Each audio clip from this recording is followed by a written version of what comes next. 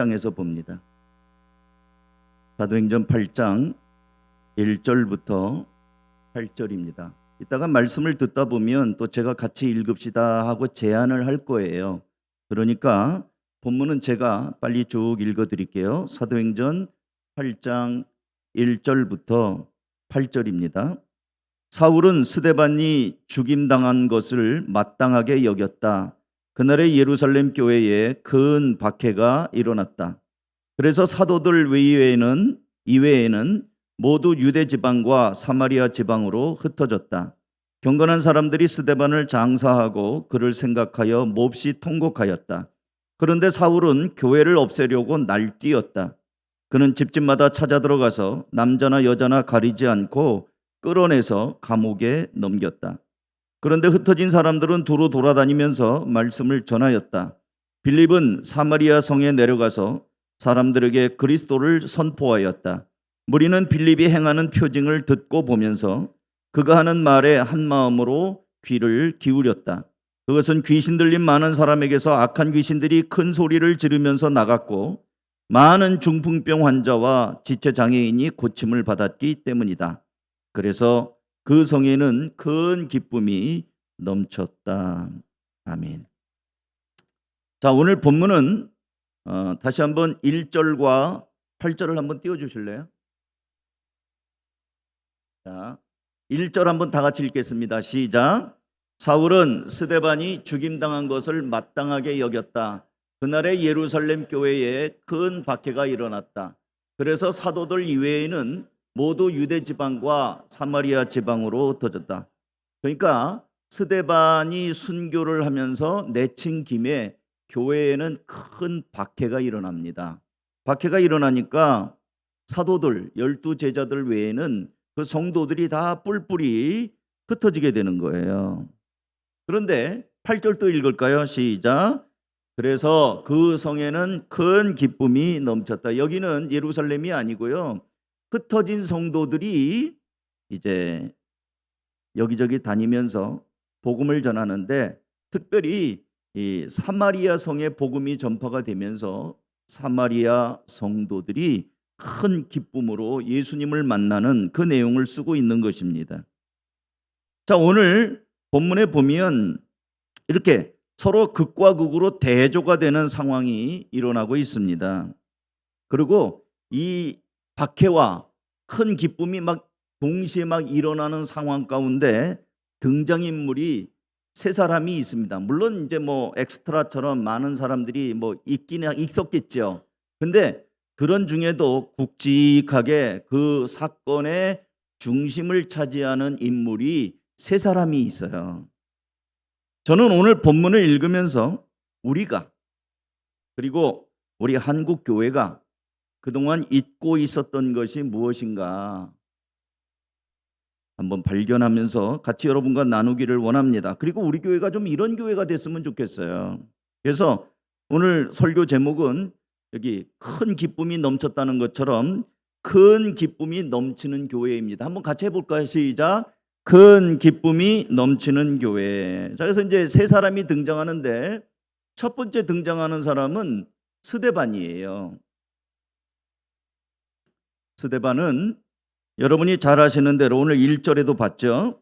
오순절 성령 강림으로 인해서 탄생한 첫 예루살렘 교회에 과부들을 돕는 문제로 교회가 좀 불편한 일들이 일어나니까 사도들이 긴장하면서 이게 우리가 이런 일을 해서는 안 되겠다. 그러면서 성령과 지혜가 충만한 사람 7명을 뽑아서 교회에 이런저런 살림을 맡길 때 뽑힌 7 집사 중에 한 사람이 스데반입니다. 그러니까 스데반은 성령과 지혜가 충만한 사람이라는 조건에 맞게 뽑힌 사람이에요. 사도행전 6장 3절 4절입니다. 같이 한번 읽을까요? 시작. 그러니 형제 자매 여러분, 신망이 있고 성령과 지혜가 충만한 사람 7을 여러분 가운데서 뽑으십시오. 그러면 그들에게 이 일을 맡기고 우리는 기도하는 일과 말씀을 섬기는 일에 헌신하겠습니다. 그래서 뽑힌 사람이 스데반입니다. 성령과 지혜가 충만한 사람. 그러면 교회 일을 잘해야 되잖아요. 근데 스데반은 교회 일을 별로 해보지 못하고 순교를 합니다. 그러니까 스데반은 하나님께서 순교의 첫 제물로 사용한 사람이에요. 어떻게 순교를 하게 됐는가? 스데반이 성난 군중들 앞에서 조금도 타협을 하거나 두려워하지 않고 당당하게 예수 그리스도 십자가에 못 박혀 죽었다가 살아나신 예수 그리스도를 증거했기 때문에 그렇습니다. 사도행전 7장 57절 한번 읽어볼까요? 같이 읽습니다. 시작. 사람들은 귀를 막고 큰 소리를 지르고서 일제히 스데반에게 달려들어 그를 성 바깥으로 끌어내서 돌로 쳤다. 귀를 막았어요. 왜요? 스데반이 전하는 복음이 듣기 싫은 거예요. 스데반이 전하는 예수 그리스도가 하나님의 아들이라는 것을 인정하기 싫은 겁니다. 그래서 스데반은 복음을 전하다가 사람들이 귀를 막고 악을 쓰면서 끌어내서 돌로 쳐서 죽였습니다. 자, 여러분, 이 첫 집사가 이렇게 돌 맞아 죽는 걸 보면서 여러분 무슨 생각이 드세요? 거봐, 예수를 적당히 믿어야지. 너무 광신자처럼 믿으면 안 돼. 저렇게 돌 맞아 죽잖아. 모난 돌이 정 맞는다고. 너무 예수를 열심히 믿으면 돌 맞아 죽잖아. 그러니까 적당히 믿어야지. 저희 할머니가 제가 고등학교 때 하도 열심히 교회 가서 사니까 이놈아 예배당에 가면 밥이 나오냐 떡이 나오냐 이렇게 옛날 노인네니까 그런 얘기를 하셨어요. 여러분도 너무 열심히 믿어갖고 스데반처럼 돌 맞아 죽느니 적당히 믿고 싶은 마음이 드시나요? 물론 죽음에 대한 두려움이 있으니 그런 생각이 드실 수 있겠죠. 근데 스데반은 그렇다고 광신자는 아니었어요. 그리고 너무 우리가 생각하듯이 열심히 믿고 그런 게 아니고 자기 신앙을 어떤 자리에서든지 분명히 고백한 거예요. 오늘 아까 애들 간증 들었잖아요. 시온이하고 사랑이가 자기가 예수님을 만났다고 얘기하자니 3학년짜리가 3학년이면 8, 9, 10살밖에 안 됐어요. 이런 아이들이 나 예수님 만났어요 라고 얘기를 하잖아요. 여러분 그 얘기 하실 수 있어요? 오늘 집에 돌아가셔서 남편이 교회 안 나오시는 우리 아내 여러분, 남편에게 가서 나 예수님 만났어 라고 얘기할 수 있냐고요. 또 이번 추석에 완고하신 부모님에게, 시골에 계신 부모님에게 어머니 아버지 예수님 만나셔야 됩니다. 제가 예수님 만나보니까 어머니도 예수님 만났으면 좋겠습니다. 이런 얘기 할 수 있을까요? 스데반이 그 얘기한 거예요. 광신자가 아니고 나 예수님 만났고 그 예수님은 십자가에 못 박혔다가 죽은 자 가운데서 부활했다는 얘기를 했는데 이 완악한 사람들이 귀를 막고 끌어낸 겁니다. 여러분 무섭죠? 엄하신 부모님 앞에 예수 얘기하려면은 굉장히 마음에 위축되지 않습니까? 이미 성인이 됐지만 그 부모님이 너무 완고하고 그러면 말하기가 꺼리껴질 때가 있어요. 그래서 우리는 여태까지 적당히 믿었어요. 적당히. 사람들 믿는 사람들이 있을 때는 믿는 척하고 믿지 않는 사람들 틈에서는 적당히 예수 안 믿는 것처럼 그냥 대충 지나고 무늬만 크리스찬으로 살았을 때가 많다는 거예요. 근데 여러분 우리나라는 종교의 자유가 있는 나라입니다. 그래서 우리가 예수 믿는다고 해서 또 예수를 전한다고 해서 누구도 우리에게 이게 스데반이 맞았던 것처럼 돌을 던지거나 우리에게 폭력을 가하는 사람이 없어요. 공권력이 보호해 줍니다. 제가 몇 년 전에 어린이들에게 더 지난주도 얘기한 것 같은데요. 어린이들에게 전도를 했어요. 교문 앞에서 글 없는 책을 가지고 이렇게 전도를 했어요. 근데 갑자기 경찰관 2명이 그거 뭐 하시는 거요? 그러면서 저한테 이렇게 뭔가 이렇게 좀 까칠하게 그거 뭐 하는 겁니까? 그러더라고요.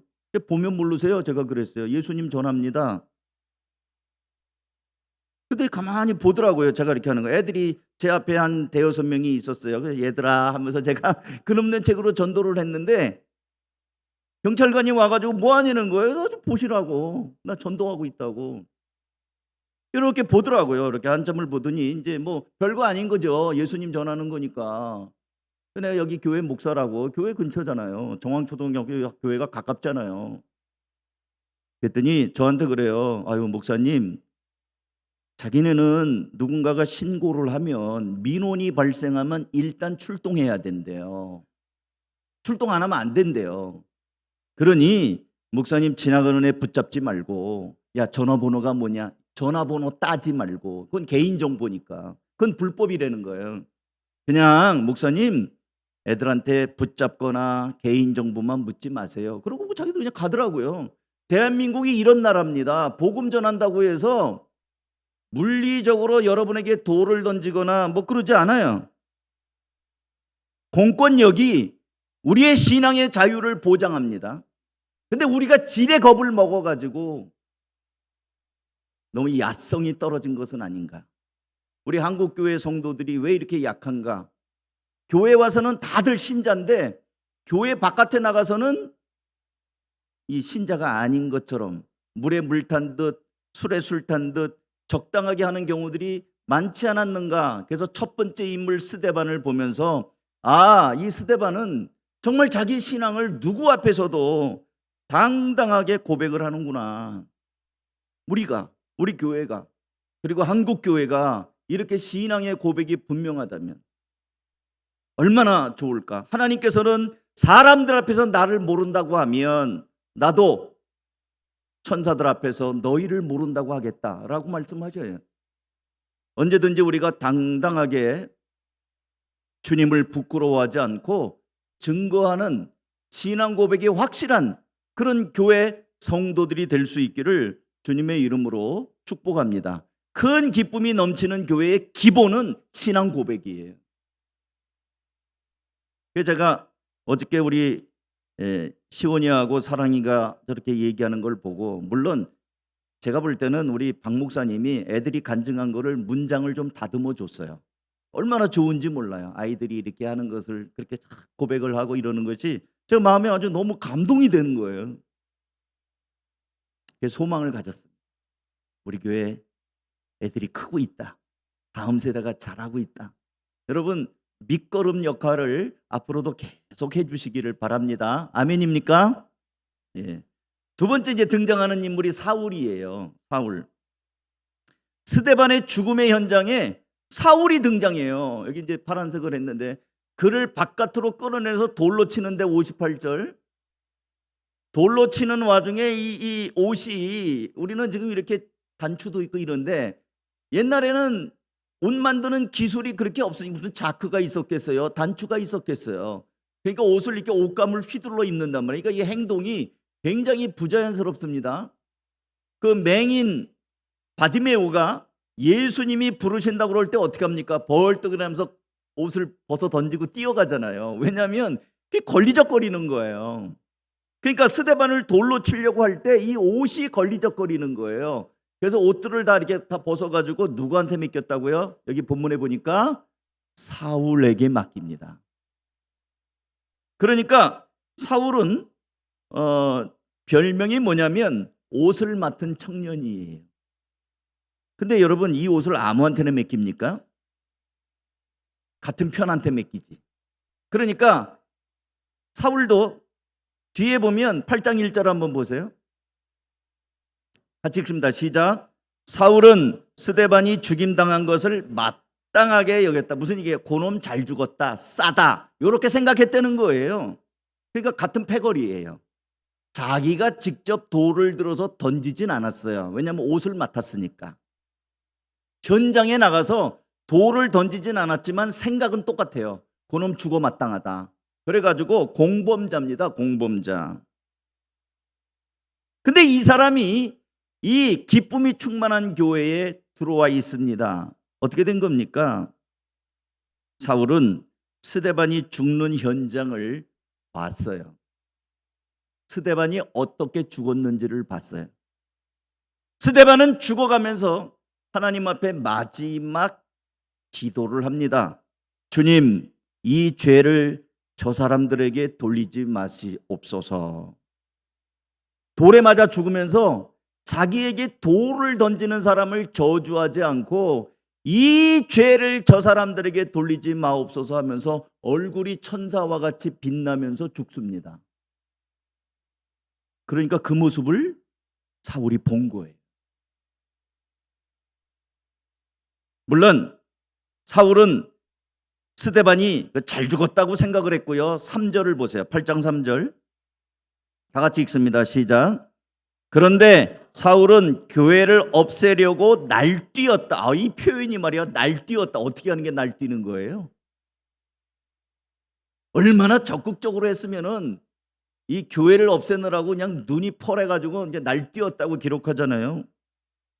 집집마다 찾아 들어가서 여자나 남자라 끌어내고 감옥에다가 넘겼다고 돼 있습니다. 그러면 감옥에 넘기면 감옥에서 어떤 일이 일어납니까? 매 맞기도 하고 고문당하고 고통을 겪지 않았겠어요? 너 말고 다른 예수 믿는 사람 누구야? 불어. 어디 있어? 누구야? 누구랑 같이 기도했어? 이런 거 다 묻지 않겠어요? 근데 이 사람들을 감옥에다 집어넣은 사울의 마음은 어땠을까요? 기뻤을까요? 통쾌했을까요? 우리가 겉으로 생각할 때는 스데반 그놈 잘 죽었다라고 생각했다고 그랬잖아요.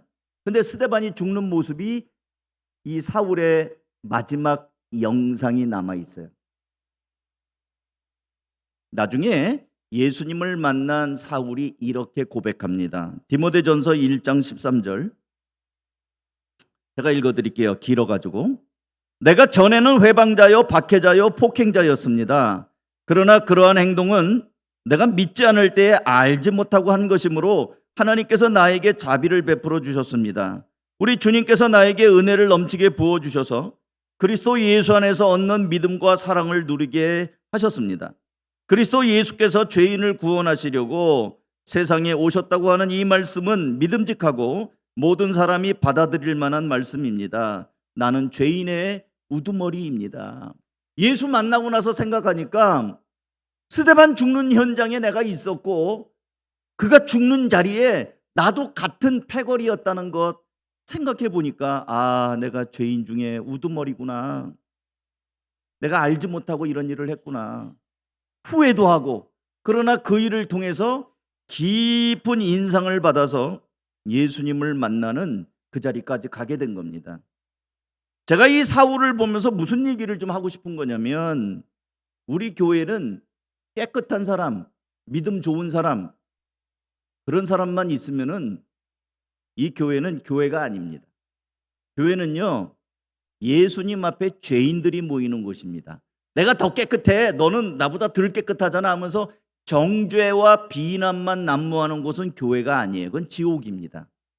교회는 주님 앞에 나같이 부족한 사람을 이렇게 사랑하셨는가? 교회 와서 앉으면 감사하고 눈물이 나고 내가 죄인인데도 이렇게 용서받아 하나님의 자녀가 됐다는 사실 때문에 감격하고 변화된 죄인들 그런 사람들이 모이는 곳이 교회입니다. 그래서 우리 교회가 이렇게 예수 믿고 변화된 사울, 옛날에는 날뛰던 사람, 교회를 박해하느라고 날뛰던 사람이었는데 예수 만나고 나니까 나는 죄인이었구나. 나는 죄인 중에 우두머리입니다. 난 자랑할 게 없습니다. 예수 십자가 외에는 내세울 게 없습니다. 옛날에 내가 가졌던 학벌이나 뭐 이런 경험들 이런 것들은 다 내가 예수 때문에 배설물로 여깁니다. 변화된 사람들이 있어야 돼요. 사울을 보면서 아까는 스데반은 신앙의 고백이 분명한 사람이 있는 교회가 기쁨이 넘치는 교회의 기본이다라는 말씀 드렸고요. 그리고 이 교회의 사울 같은 사람들 그러려면은요 여러분 이 교회가 안전한 곳이 돼야 돼요. 과거를 묻지 마세요. 따라서 합니다. 과거를 묻지 마세요. 좀 크게 해주세요. 과거를 묻지 마세요. 또 하나 합니다. 지방을 묻지 마세요.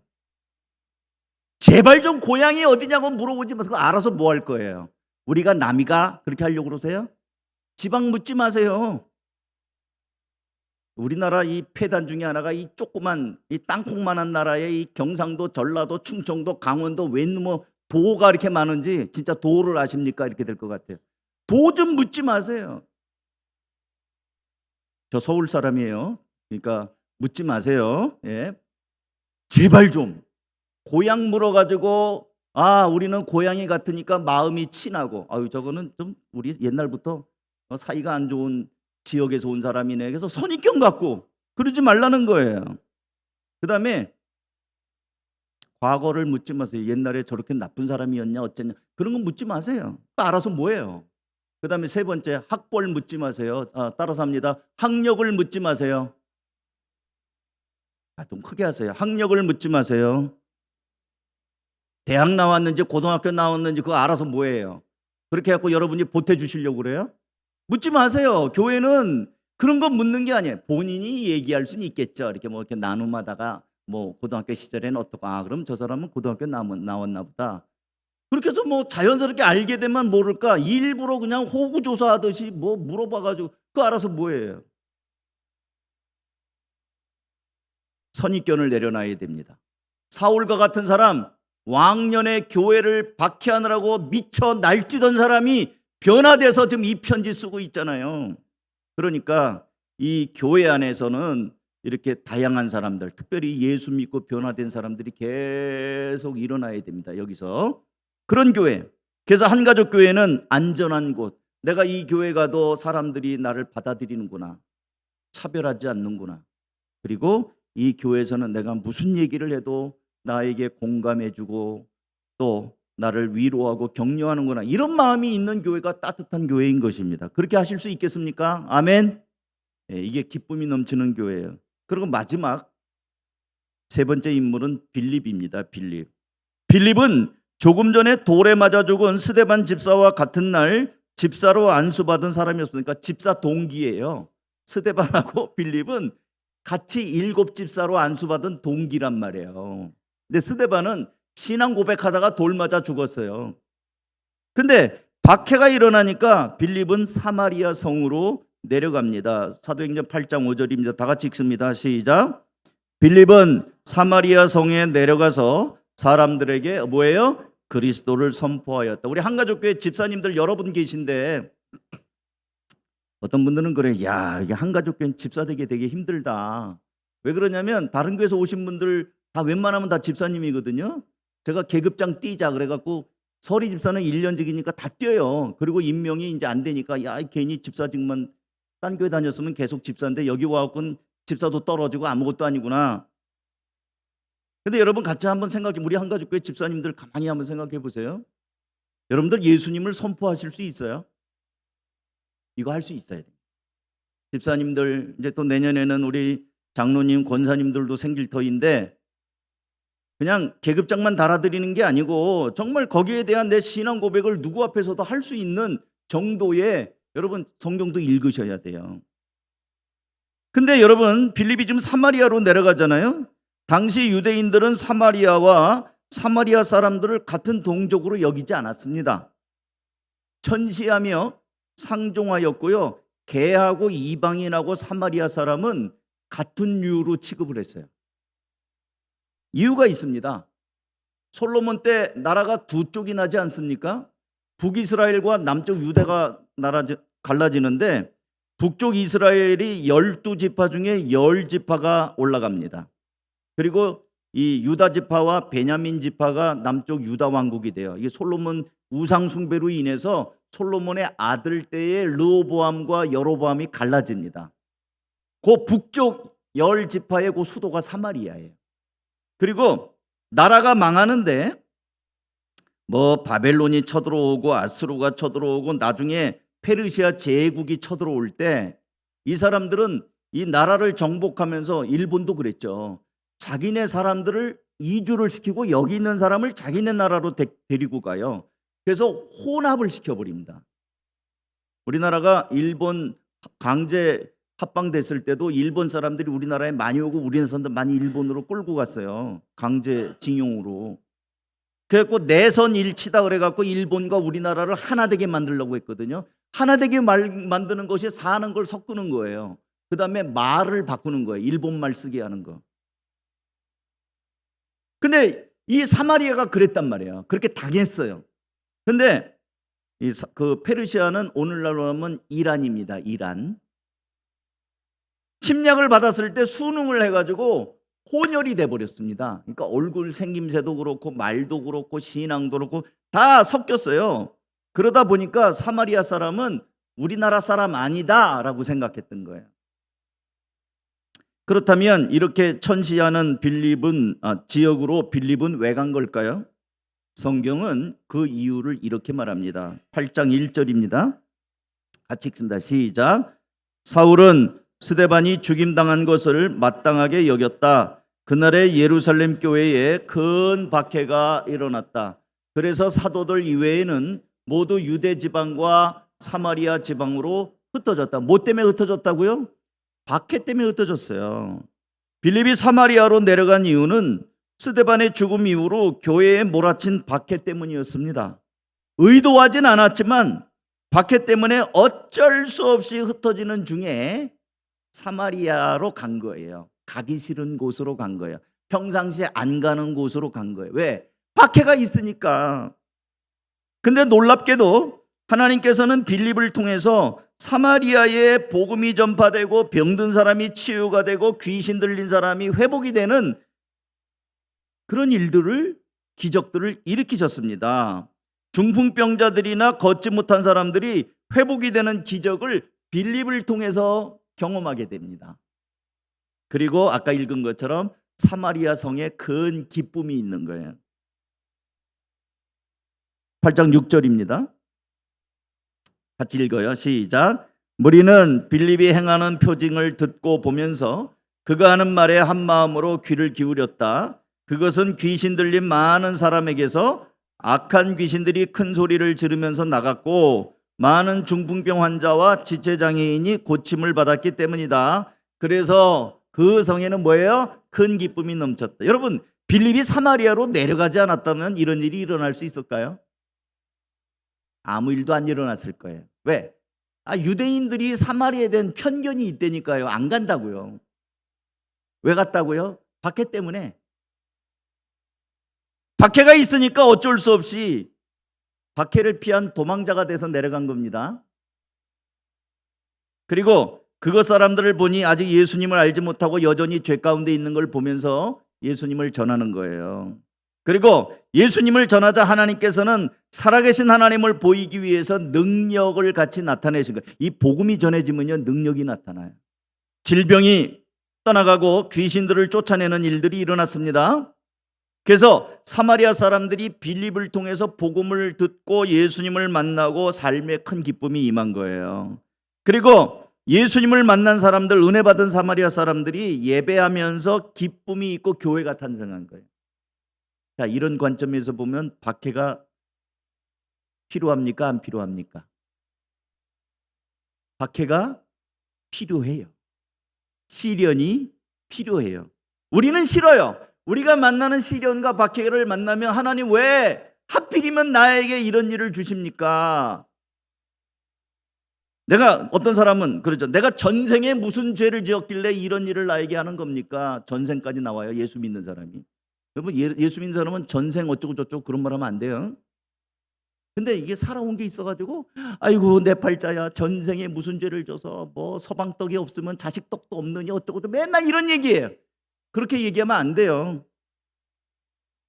하나님 나라의 관점에서 보면 예루살렘 교회에 박해가 일어난 것이 사마리아에 빌립이 가면서 복음을 전하고 능력이 나타나는 일들을 그 사람들도 경험하게 되는 기회가 되었어요. 하나님의 큰 계획입니다. 사랑하는 여러분, 때로는 하나님께서 여러분에게 시련을 주실 수 있어요. 아픔도 생겨요. 어려움도 주십니다. 그때 하나님을 향해서 내 팔자야 이러면서 원망하지 마세요. 우리 몰라요. 하나님께서는 그런 일들을 예루살렘 교회에 이렇게 박해가 있는데 뿔뿔이 흩어졌는데 어떤 사람 그러지, 야 예수 믿는다면서 그렇게 박해도 하나님이 안 막아주시냐? 근데 아니에요. 하나님께서는 이들을 흩으셔서 사마리아에 복음이 전파되게 하셨어요. 여러분, 예수님이 승천하면서 뭐라고 그러셨어요? 사도행전 1장 8절, 오늘 띄우진 않는데 외우실 수 있는 사람 외워보세요. 오직 성령이 너에게 임하면 너희가 권능을 받고 어디 예루살렘과 온 유대와 사마리아와 땅 끝까지 이르러 뭐한다고? 내 증인이 되리라. 주님께서는 예루살렘으로부터 온 유대 사마리아 땅 끝까지 가기를 명령하셨거든요. 안 가잖아요. 안 갔잖아요. 그러니까 박해가 치니까 어쩔 수 없이 온 유대로 흩어지고 사마리아로 가고 땅 끝까지 가는 거예요. 하나님의 섭리입니다.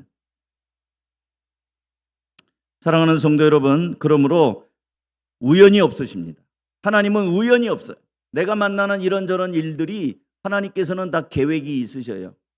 그러므로 우리가 낙심하거나 원망하거나 불평한 것이 아니라 하나님 도대체 어떤 계획이 있으신 겁니까? 오면서 하나님께 여쭈어야 되는 겁니다. 이제 말씀을 맺습니다.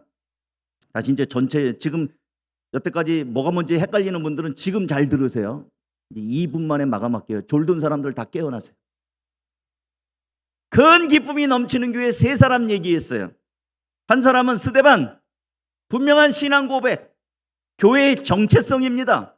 우리 한가족교회 모든 성도들이 신앙 고백이 분명한 스데반 같은 사람, 돌 맞아 죽지 않습니다. 우리 대한민국은 예수 믿고 고백한다고 해서 돌 맞아 죽지 않아요. 아까 제가 얘기를 했잖아요. 경찰관 와서도 아무것도 못하고 가더라고요.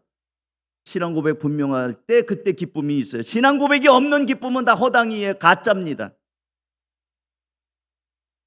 또 큰 기쁨이 넘치는 교회, 예전에는 박해자였지만 이제 예수 만나고 변화된 사울이 교회에 있다고요. 교회는 변화된 죄인들이 있는 곳입니다. 우리가 다른 사람 차별하고 겉으로 판단하고 그럴 일이 아니다는 거에서 제가 지방 묻지 마라, 학력 묻지 마라, 그 사람의 과거를 묻지 말라고 한 게 뭐냐면 있는 그대로 지금 그 사람이 어떤 모습으로 살아가는가 그거를 보자는 거예요. 사울이 있었어요, 교회에. 그리고 박해 중에 사마리아로 내려간 빌립이 있습니다. 때때로 우리가 만나는 어려움 때 원망이 아니라 그 일들을 통해서 하나님이 일하시는 걸 보면서 스데반, 사울, 빌립이 이 교회 현장에 있으면서 그 교회에 폭발적인 하나님의 은혜와 기쁨이 있다는 거죠. 제가 아까 우리가 그동안 잊고 살았던 것이다, 한국교회가 이런 면이 많이 퇴색했다라고 말한 점이 이런 거예요. 우리의 신앙이 너무 카멜레온 같아요. 카멜레온 아시죠? 파충류인데 밤색에서는 밤색으로 변하고 초록색에서는 초록색으로 변하고 주변이 빨간 단풍이면 어느새 자기도 빨간색으로 변하고 신앙이 막 변한단 말이에요. 그 신앙이 아니죠. 분명한 신앙 고백. 그리고 새로운 사람들이 오면 우리가 소 닭 보듯이 웬 닭이 한 마리 왔나, 여기는 소들이 모인 곳인데 닭 한 마리가 왔네, 그게 아니고 관심을 갖고 따뜻하게 품어주고 이런 교회.